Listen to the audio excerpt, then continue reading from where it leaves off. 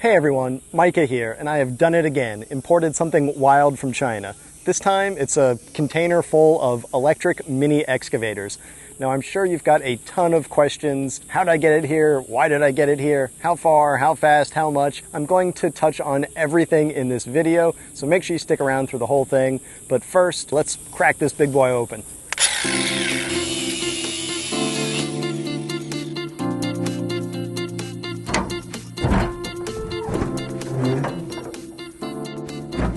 Alright, let's see what we've got here. Yeah, so these are all of my hydraulic things. This is a pile of my new excavators. Oh, look at all these babies. And I got these things strapped in here nicely too. I think that's my trailer in the back. I think I see some attachments up there. Alright, we need to do some unpacking. Now with the lay of the land in the container, and with my dad coming over to check out what the heck I had just dropped onto his property, it was time to start getting these machines out and inspecting them. First, I had to start with these two crates, which each weighs several hundred pounds, so that meant a good chance to use my Nesher L880 loader to yank those out. Those two crates had many of the attachments in them that I had spec'd for these two machines. So these, I'm guessing, are chargers? Yeah. So in here I've got my grapples, hydraulic hoses, looks like the head of an auger, the quick hitch, more of my different bucket sizes. Here are my ripper teeth, I think. Basically a wide assortment of toys, but I can't play with those yet because I've still got to get my excavators pulled out. Don't worry, there's lots of playing coming up in a few minutes. But first, let's get to work. Now these machines are pretty nicely packaged in here with a pile of ratchet straps holding them still, as well as some wood blocking to keep the tracks from sliding around, while the containers are out at sea or transferred onto trucks, or whatever crazy things happen to them in between. After freeing them up, the next step was to get the first of these mini excavators out of the container. I had some wooden ramps on hand that I had made for other lower containers, but those just barely did the job here, and I mean barely. That was less than comfortable.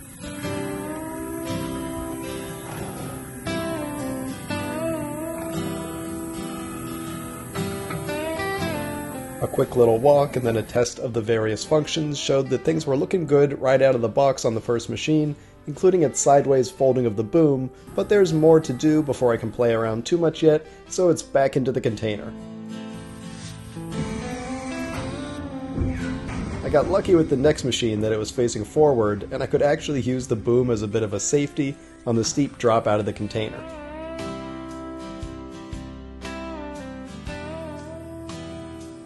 For the next machine, I got a little fancier with my jury-rigged ramps, laying down some old traction boards I had made up, though the spacing seems to be an important part of the process here.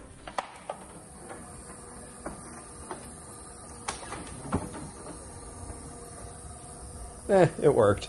For machine number 4, I got a bit better with the spacing, though still not ideal here.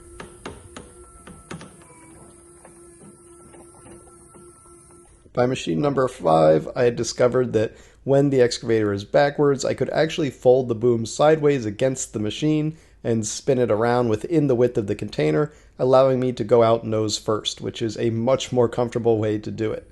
And by the last machine, I was like a seasoned sailor with my hastily made ramps, easily navigating my way to level ground. At this point though, I figured I had tempted fate too many times, and I finally took some time to make some much better ramps that were high enough and long enough to make this a safer operation in the future. For now though, I've got these mini excavators all unpacked and ready to run through their more extensive inspections before they start shipping out to more Nesher customers all over the US.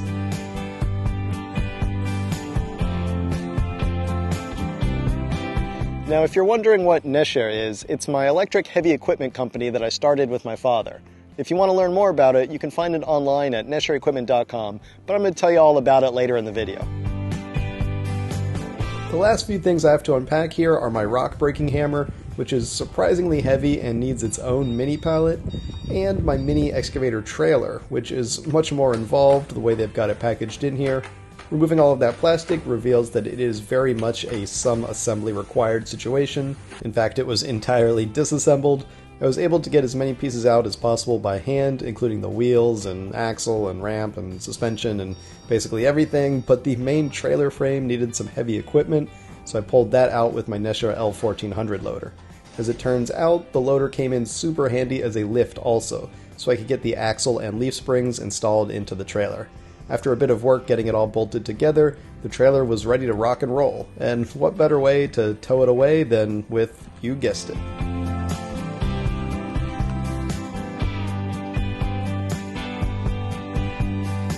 Alright, now everything is out of that container and we can finally start playing. We've got a few holes to dig here for some tree planting. We've done this in the past with the excavator attachment on our loaders when we plant trees, and those are powerful tools that are great if you don't have a dedicated excavator like this. We've even had some Nesher owners dig hundreds of feet of trenching using their excavator attachments on their loaders. But if you've got a dedicated mini excavator, then the task is just quicker and more efficient. The digging depth on the NX 2500 machine I'm using here is 5.5 feet, but I don't need to go anywhere near that depth here. Instead, I'm just digging out enough for the root ball of another incoming palm tree. We've actually got a couple of palms that we'll be putting in here to complement that double palm and add to the lake's edge, so it's a couple of holes on the menu today. These two holes dropped the machine charge by about 2% while I was digging. Now I can't say that's exactly linear and so that you could plant 100 trees on a charge, but the 9.6 kilowatt-hour lithium-ion battery does last for a long time for normal everyday jobs, which brings me to the topic of the battery in this thing. I'm sure there are going to be a lot of questions about the battery. There is a lithium battery in the back here. It's easily accessible. If you ever did need to replace it, you just pop out these 4 thumb screws and you've got access to the hole inside here. It is a 48 volt, 200 amp hour battery. That's 9.6 kilowatt hours of capacity. The runtime is going to be up to about 6 hours. It does depend on the level of intensity of work you're doing. You know, if you're digging through like heavy clay on highest power, you're not going to get 6 hours of use out of it, but it is a pretty darn big battery. It's very easy to charge the thing. This is the charge port in the back here. You just open this up. It's a waterproof cover. You connect the charger here. It plugs into any standard extension cord, 120 volt outlet, that sort of thing. You don't need like a car charger. It literally plugs into any electrical port in the country. It's just a basic 120 volt AC plug. The battery is rated for about 800 cycles, so this is not something you're going to need to be replacing in the near future. If you use this a couple of times a week, you're talking it's 100 uses a year, like, 8 years, and that's until it gets down to 80% capacity compared to the original. So, it's not like after 8 years it's dead. It's just what we often consider end of life of a lithium battery because it's degraded 20%. But, you can still use it. It's just going to have lower runtime. And of course, if you ever wanted to, like I said, it's very easy to pull the battery out. It's just one unit. It's pretty heavy, but you slide it out, you put your new battery in, you reconnect the wires, and you're good to go.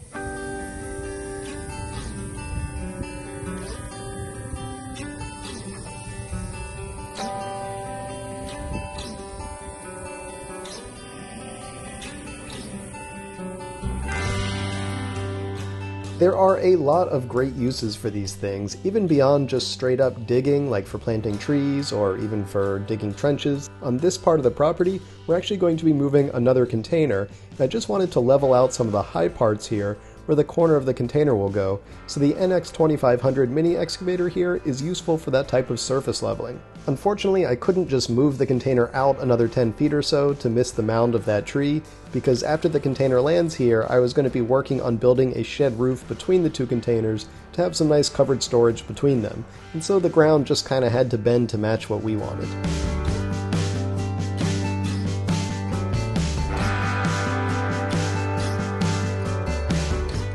All right, now I promised I'd tell you guys more about what Nesher is. This is a company, like I said, I started it with my dad. We've been running it for a little over a year now. It started because we were looking for compact, heavy machinery, something like articulating wheel loaders, maybe mini excavators, something that was electric but that we could find locally, that there was an American company we could buy from, that we wouldn't have to import it from halfway around the world. And basically there just wasn't anything out there. Now I have some decent experience importing from around the world. You guys might have seen some of my other videos. I brought in that electric mini truck, electric boats, all sorts of interesting electric vehicles. So I started looking around and I found some interesting sources for machinery, brought some of it in. You might have seen those videos as well. Some of it was good, some of it wasn't. But in each case we found machines that were close enough to what we were looking for that we could improve them. We could work with the factory to make them more robust, safer, more ergonomic, and basically put the kind of improvements we would need for a North American operator to be satisfied with it, for it to fulfill the jobs that folks like us were looking for. You know, homesteaders, landowners, even small businesses that needed a machine for their work, but folks that are not looking for, you know, like an $80,000 Bobcat, for example. And for us, this wasn't just about bringing in the right machines. Now, that is a big part of it. You know, we had to build this around machines that we knew were going to be quality, dependable. But even more important than that was having someone standing behind them, because that's the biggest fear for a lot of people of buying something from halfway around the world, right? Are there replacement parts? Is there a warranty? What if something goes wrong? What if you just need to talk to someone to figure out what exactly you need before ordering? Generally, you can't get that with this kind of stuff. And that was the problem we were trying to solve. So with Nesher, that's a big part of what we bring to the table. You know, we stock spare parts here. We offer the warranty. It's not some warranty from some factory halfway around the world. It's from us. We've put a lot of machines out there. We've had very few warranty claims, but the few things that have happened, in the next day we get a spare part out to somebody so they can fix their machine and be back running. In the grand scheme of things, sometimes stuff breaks. That just happens. The difference is, do you have a company that's going to stand behind it, that's going to send you what you need, and is going to show you how to take care of it? Even when it comes to understanding how to work on these machines, you know, most of the time you're not going to get a manual or any kind of support. We actually write the manual for these machines. You might have seen the manual that I created for the loaders. All of that is written by hand after hours and hours and hours of getting to know these machines. Even taking care of things like freight and transport right to someone's door. We take pride in the fact that we work with a great team of truckers so that we can deliver these machines all over the US. We've sent machines everywhere, you know, New York, Oregon, California, Florida, basically every corner of the country and everywhere in the middle. We've been able to send these machines, and we've got a lot of happy customers all over the place because we take care of all of that hassle. And to me, that is a huge part of this. It's not just having the right machines. It's not just having the right service. It's not just having someone that you can talk to on the phone to help you figure out what you need. It's all of that together as a package that really makes people feel comfortable. And to be honest, it's my dad who's helped me understand a lot of that. You know, I'm a millennial, so I'm more used to just buying something on the internet sight unseen. But I know there are a lot of people, especially on something big like this, that you want to be able to talk to someone on the phone. You want to be able to understand. You want to know if this is something that's going to fit your needs. We've talked to people who they tell us what they're looking for, and in the end we've said, you know, based on your needs, I'm not sure our machines are what you're looking for. You know, maybe you do need something bigger. You know, maybe your business does need a Bobcat or a Volvo loader or something like that. And I'm actually pretty proud of that because, you know, we're not just trying to shove machines out there in the world. We want people to be happy with these things. We want to match them to the kind of people who need them because that's exactly why we got into this, because we were the kind of people that needed machines like this. So in a nutshell, that's what Nesher is. It's an electric heavy equipment company run by my dad and I. We've got a couple other staff, and our whole goal is getting these awesome machines all over the country to the kind of people who need them.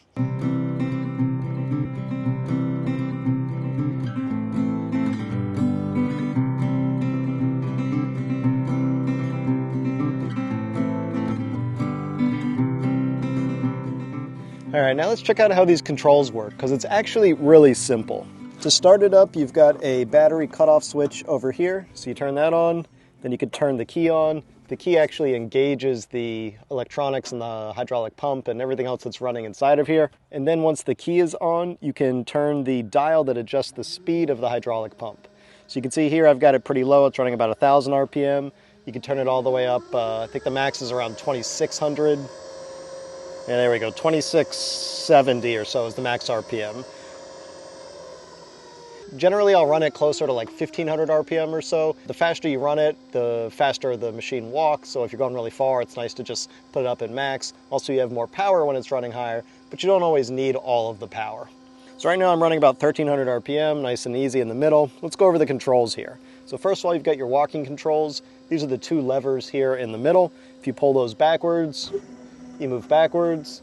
If you push those forwards, you move forwards. You also have tank steer. So if I push them in opposite directions, I turn like a tank. In between these two walking levers, you have your dozer blade here. So if I push that lever, you'll see the dozer blade is going down, and that gives you some extra stability there. You can see it actually sort of lifts up the front end there. I also have one more lever over here to the side. That's for my auxiliary hydraulics. I don't have anything else hooked up right now, but when you put on like a grapple or a hammer or any other hydraulic attachment, that's how you'll control it. Next, I've got these big joysticks. These are for my actual excavator controls. So we've got this machine set up in ISO. That's the most common standard around the world. You can switch it over to SAE. You just open up the cover here and you can change the plumbing and put it in SAE. For ISO, your right stick, if you push this forward, that's going to move your boom down. And if you pull it back, it'll bring your boom back up.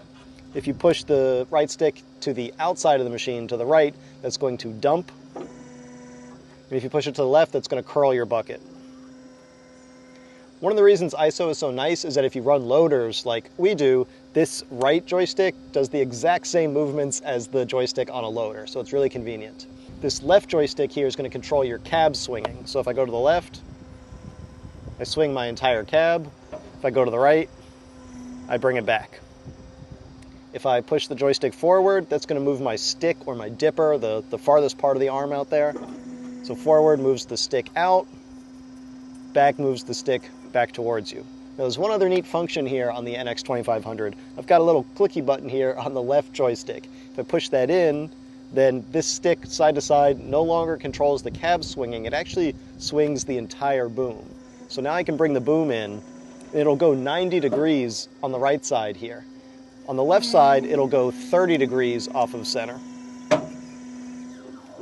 So this is really nice if you need to dig up against something really close. Say I need to get up against a wall. I can bring this right up to me here, and I can still dig by being right up against a surface. The other nice thing about this is if you need to make the machine more compact, or like when I was spinning around in the container there, it was really nice to be able to pull the arm over to the side, suck it in like this, and then the machine was much shorter and I could spin around and do all those maneuvers inside of a container. Now you guys probably actually want to see what it's like to use these controls to dig a hole, right? So let's do that. We'll just dig a sample hole here. Start by putting my dozer blade down for stability. There we go. Now I do have the thumb on here. It's going to get in the way a little bit, but I think we can just work around it. When you're not using the thumb, it's good to just put it in the next higher position so it's up out of the way. Like I said, I think it'll be fine. All right, for digging here, you want to really make use of the power of the bucket curling. You don't want to try and just like use your stick and just pull all the way in like that. You don't have very much power that way compared to the bucket curling. So what I'm going to do is bring my bucket all the way down to the ground there. I'm going to load it just a little bit. There we go. And now I'm going to curl it back towards me.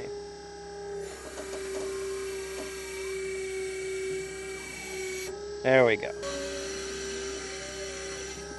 Now you can see using that bucket curling is really where you get a lot of that power. I'm going to drop this back in. Actually, you know what? Let's just dig a little bit more. So I'll just drop this next to the hole.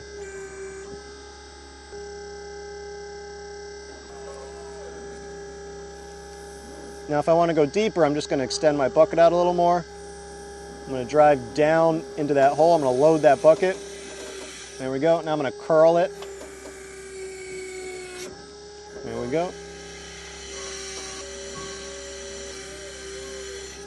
So you see how curling that bucket is really how you want to operate the excavator. You don't want to do it all with just the boom or the stick. You want to take advantage of that bucket's leverage. All right, now I should fill in this hole, because this is kind of the middle of the yard here. There we go. It's like there was never a hole there.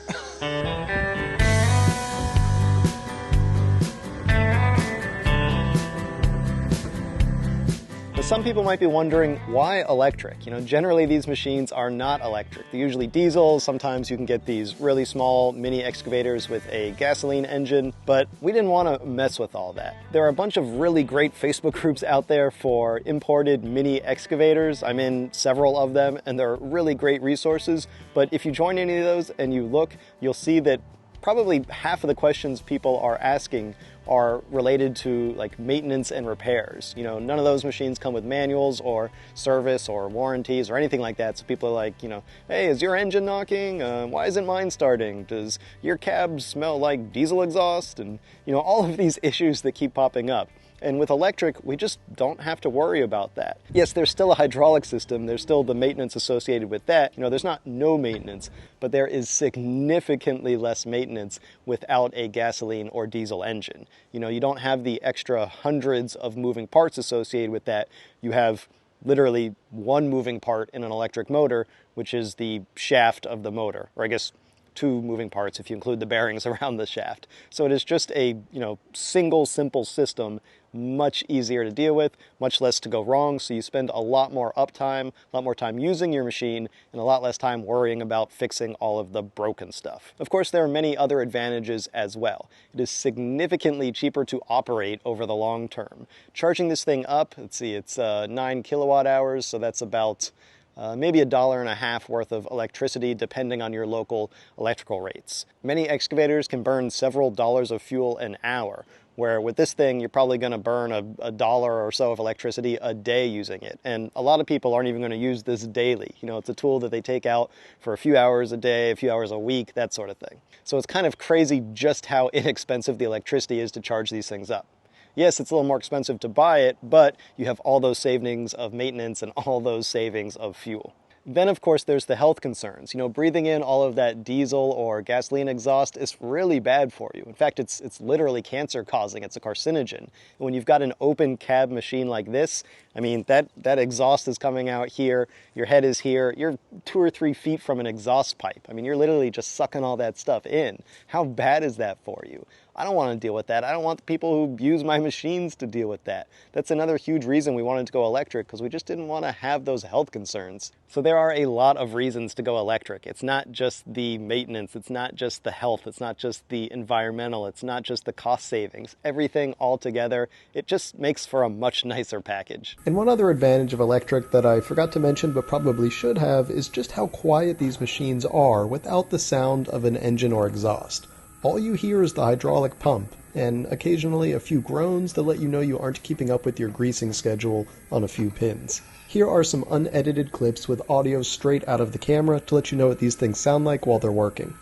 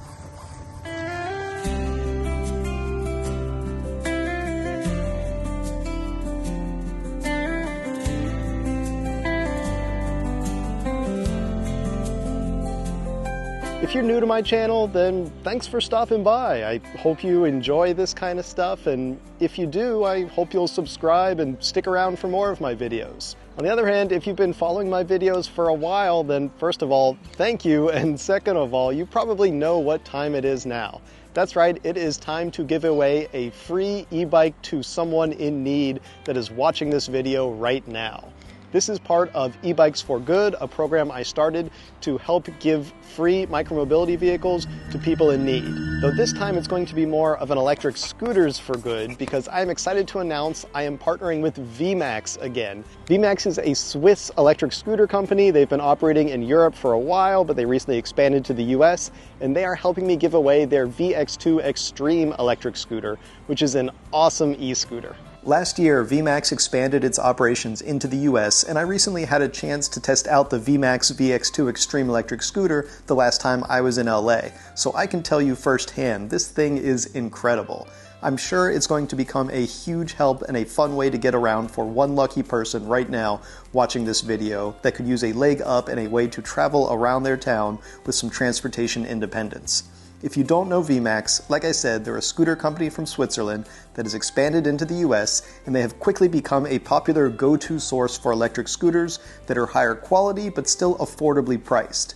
Their VX5 electric scooter, which I've also tested, starts at under $400, but I've really come to like their VX2 Extreme that you're seeing here, and which I spent a few days riding all over Los Angeles last month. The scooter can get up to 25 miles per hour or 40 kilometers per hour, which is fast enough for just about anyone, and there are 3 battery options, so you can get between 28 to 43 miles of range.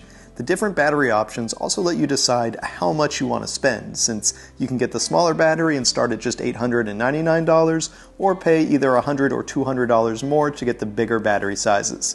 All 3 have the same great features though, including really good lighting with turn signals that actually work quite well, powerful braking, and even more powerful acceleration, thanks to the rear motor that is rated for up to 1600 watts of peak power. When I had it in the highest power mode, I could accidentally wheelie the scooter, so I rarely actually put it in the highest power mode. Basically, this thing is an awesome scooter, and if you're on the hunt for your next lightweight but powerful e-scooter, this is probably it. But there are a lot of people who a scooter like this would be a huge help for them, however they simply can't afford it due to their circumstances in life, and that's what the E-Bikes for Good program is all about. Now, if you are someone who a VX2 Extreme electric scooter from VMAX would be helpful to get around, get you some mobility, go to doctor's appointments, go get groceries, visit friends, whatever needs you have for transportation, but it's just outside of your budget to buy an e-bike or an e-scooter, then listen up, this giveaway is for you. I want you to head on over to EbikeSchool.com/ebikesforgood. That's my site where I have a form set up. There's nothing to pay, there's just a free web form there. Let me know your situation, let me know why you need an electric scooter like this and how it would help you in your life. Among the deserving entrants in that form, there will be a random drawing, and the winner will be announced at the end of my next video. That means that now it's time to announce the winner of the e-bike given away at the end of my last video. And the randomly selected deserving entrant is Juan P. So congratulations, Juan. I am super excited to get a new e-bike out to you, and everybody else watching this video right now. If that VMAX VX2 Extreme electric scooter would be helpful for you to get around, help solve your transportation needs, but an e-scooter is just outside of your budget right now, then make sure you go on over to EbikeSchool.com/ebikesforgood, fill out that form, and hopefully we can help you as well. And by the way, when I was talking to the VMAX folks, they let me know that they actually have a number of open box or refurbished scooters with just 1 or 2 miles on them that are basically new, and that they'll often sell for a deep discount. So if you're not fortunate enough to be the lucky winner of this giveaway, but a deeply discounted scooter would still be a big help for you, you can go to their contact page. I'll put a link below this video so you can inquire about those scooters. I have no skin in the game. I don't make any money if you buy one of those. I'm just simply letting you guys know in case it is helpful for someone. I will also put a link down below to VMAX's main page, so if someone does want to get a new electric scooter, there will be an affiliate link for that as well. A big thank you to VMAX for their generosity in helping me give away one of their scooters for free. Last but not least, it's time to announce the winner of the book giveaway for my last video. And the randomly selected commenter is Kenneth Vitado, who I think might have been just advertising his YouTube, or maybe he was trying to do a Google search in the comment box. Not entirely sure, but hey buddy, you won. So let me know which one of my books you'd like. You can choose from DIY Lithium Batteries, DIY Solar Power, The Ultimate Do-It-Yourself E-Bike Guide, or my latest book, The Electric Bike Manifesto. And anybody else who wants a chance to win one of those books for free, all you gotta do is put a comment down below this video. You could say anything you'd like, and hopefully you'll be the randomly selected commenter at the end of my next video. And if you don't want to wait that long to hopefully win a free copy of one of my books, you can always find them on Amazon. All right, thanks for watching, everybody. I'll see you here next time. Thanks for watching Bike School.